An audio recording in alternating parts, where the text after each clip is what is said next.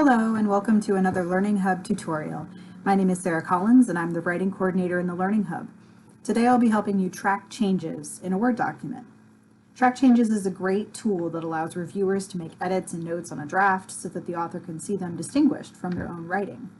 We use them in the Learning Hub to show students our suggestions, and you can even use them in your own writing to try out ideas before you commit to them.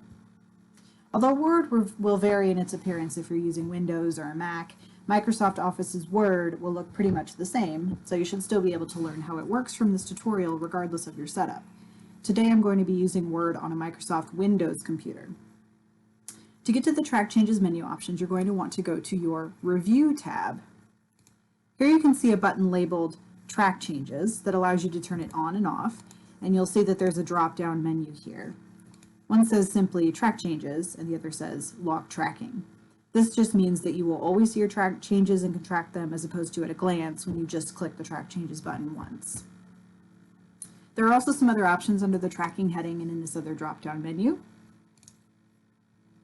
You can see Simple Markup, All Markup, No Markup, and Original are the different degrees to which you will see your changes.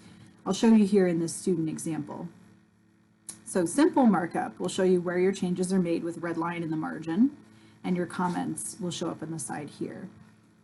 All Markup will show all of your edits with different colored text and lines. You can see here some of those examples. The No Markup option shows what your added changes will look like. So this is if you agree with the changes that were made, it incorporates those into this version of the document. And then Original, as it implies, shows your document as it was before any changes were added as suggestions. Next, under here, you'll see the Show Markup drop-down. Here you can decide exactly what types of changes you would like to see, comments, insertions and deletions, formatting, etc. You'll also see an option to have balloons, and balloons are simply a way to view the revisions and changes. You can either view them in the margin of the document via balloons, or have no balloons, where you will see the comments directly on the document itself. My personal preference is to only show comments and formatting changes in the balloons, which is the default setting. If you have multiple people collaborating on a document, you can also click the specific people button to only show certain collaborators' comments if you so choose.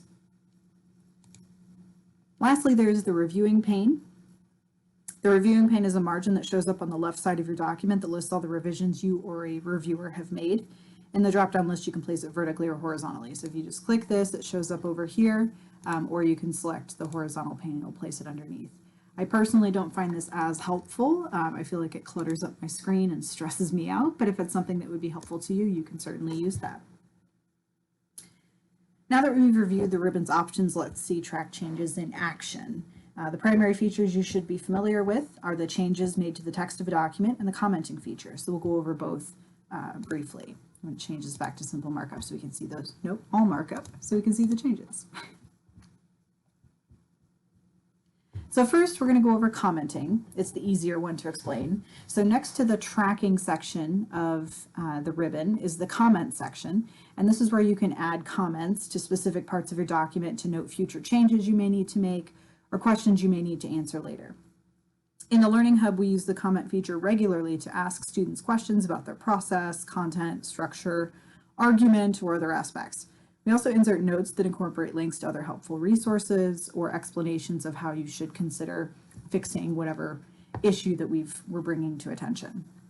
You can see one of my comments that I have made for this student document here. So once you've tackled the necessary revisions outlined by a comment, you need to remember to remove it from your draft. You should always turn in a clean copy for a final draft that gets graded.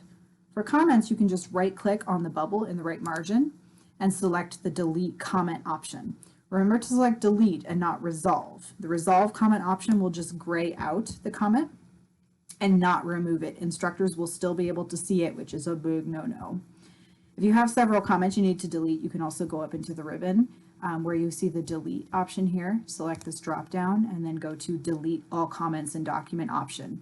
It's quick and easy and removes all of the comments in one go. If you notice when you delete all the comments that you still have this weird margin over on the side, it means that you have some sort of formatting comment that's been added. Those are separate from the comment bubbles. These are formatting suggestions that also show up in the side.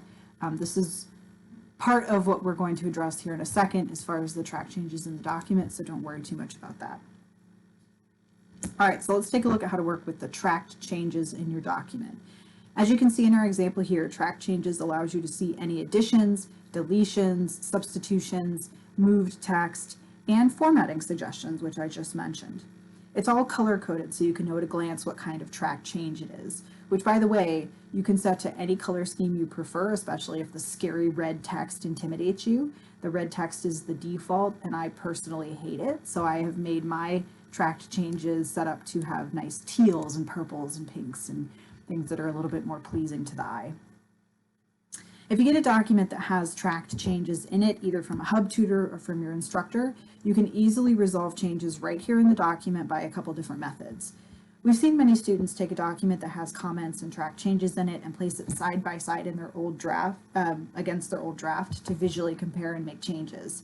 You don't need to do that. You can work right here in your corrected document. There's two ways. The first is to go through each change one by one and right click. So you can see here we've deleted this suggestion we've made here. So if you click it, if you right click it, you can see the either accept or reject the change. So you just decide whether you want to keep it the way it was, so you reject the deletion that was suggested, or you change it to how it was suggested, which is accept. And it automatically gets rid of it and resolves that for you in the document. The other way to resolve these tracked changes is through the ribbon at the top. You can see next to the tracking that we've already went over, there's the changes section, and you have the accept and reject buttons. If you click them, so I would just click accept here, it will take the change that was next in the draft here and go ahead and accept that. So you need to make sure you know whether you want to keep it or reject it, a first change. But then what it does is it highlights each additional suggestion and gives you the option to accept or reject. So say, okay, I agree that's a typo, I need to accept that. You can see it then moves to the next. Yes, I agree with that. Okay, well, but I don't like that change, so I can reject. It will still keep progressing through each additional tracked change to allow you to accept or reject right here from the menu.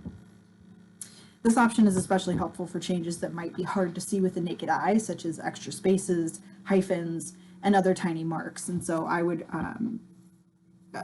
if you want to go through and right click on each one, that's fine, but at the end of it, I would make sure you go up and select this to see if there's any lingering suggestions. You can also tell if there's a suggestion through the left sidebar here. There's vertical lines that show you that there's been a change made, which will allow you to know, even if you can't see it easily to the eye, that there might be a change made there. And really that's it.